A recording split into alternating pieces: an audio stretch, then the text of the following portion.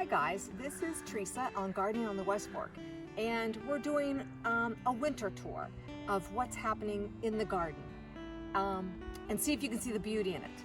So we're on the river deck where there's usually pots of flowers, and there's hostas in the old part of the tree that the wind took out a year ago. But even we all are looking at our gardens, hopefully with an eye of how can we make them look better for next winter. And you can see in this little hole here, we think we have an animal back in there, but I hope I get a few more years out of this tree. I have though. Here's my thoughts. This tree, when it has to go, if you guys take a minute, look up what a stumpery is. It's a really cool, interesting design when you have maybe a large piece of a tree that's going to be left, and then you keep collecting pieces of wood and you can put in hostas and different things, but hopefully this tree will last for quite a while. And if you can pan around, you can see how the garden looks totally different than what it did in the summer and spring, and everyone's garden's looking like this. But it's full of anticipation in these beds. And you just watched a video of my bulb planting. Over here, there are daffodils, and I added more daffodils down in that area. I do leave the leaves. They're great nourishment for the plants that are there. And we should all be mulching those into our gardens. I've gone ahead on this garden, and you can see I have weeded, cut things off, and I've mulched everything. There are tulips and daffodils in this bed, and they're really pretty should they come back this year. And I'm sure they will.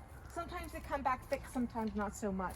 I have left the sedum autumn joys up because they may give some structure with some snow, should we get it. And I think the birds like the little seed heads like they do on the grasses that I've left. And it does give structure in this garden. And as we go through here, I have a big bunch of catmint here, and I am going to cut this back, take some inside, dry it, and my videographer today mentioned that probably when I cut that back, I need to fix that light, which is so true. You know, when this is in full bloom, you don't even notice the light because it covers it up. So I'll take care of that. There's always something to do in the garden, which I like, even through the winter months. There's a little bit of weeding along the edges that I will do in the winter. Maybe redo some of my signs with plants, because I was out here and I can't remember the name of a plant. I need to get a plant stick for it. I'll tell you which one it is up here when we get up. There's a little bit of bloom on it. Something I didn't show you that I did in September, I did screen the pond early in September because the Japanese maple starts dropping its leaves, and if I didn't screen it, you can see all the leaves that are cut in this netting. And it's a real simple thing. I just stick the netting and put rocks on top. And then I just turned the pond off so that this water will freeze. I don't have fish in there. I have had fish in the past and they do fine, but I do have the blue herons on the river, and they will come over and eat the fish out of the pond. And then sometimes we get heavy rains and this turns into mud, and I don't want to clean that out. So I will probably in February finish raking off all of the Pachysandra where the leaves are. If there's any leaves stuck on the Japanese maple, we'll clean it up, and probably do a video on if I need to trim back any of the limbs on this tree before spring comes. The other thing I noticed the other day when I was out here is my garlic is up and looking really nice.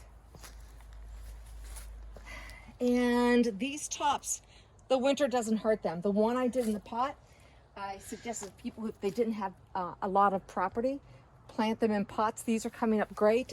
And then these were the volunteer garlics that have come up where I planted them last year. We'll harvest all of these in July, and I feel certain that our cloves and the bulbs will be bigger than the ones I did last year because I put them in much better soil here. I haven't decided if I'm expanding the cut garden and getting rid of all of this grass. No, my videographer said, leave the grass, maybe no more. I was thinking about bringing it down here. The little grass gives it detail. Thank you. No. No. I probably won't, but it was so fun to have all those flowers to cut. Then up here, these anti-magic balls doing great. We have had rain, so that's been nice for the new plantings. And this Black Tower, it's my new plant, Black Tower elderberry, is doing great. And they call it Black Tower because it stays in a cylindrical form, and these leaves get nice and dark and beautiful. They could get a berry on them too this year too, which I'm hoping for. So that's new and doing really well. As we come around here, I think we're at the last of the Swiss chard in this pot. It's been fabulous, but I'm gonna see if it continues to grow. Anyhow, as we come up here, we'll end up here in this, what I call the rain barrel garden, but the rain barrel's been put away. And everything else is here is looking beautiful. And look at the blooms on this little plant. And this is the one, I can't think of the name. And I will put the name of this plant, and it's common. It's a spring bloomer. Everybody knows it. It's not my hellebores. These will, hopefully they'll bloom this year. That's not the best looking plant. Let me see. This one's looking better. We've got some new leaves right here. And hopefully that'll bloom in January and February. But another flower up here too. On these, and it'll come to me probably when we quit the video. But isn't that beautiful? That beautiful yellow center. Spring. Miracles of the garden.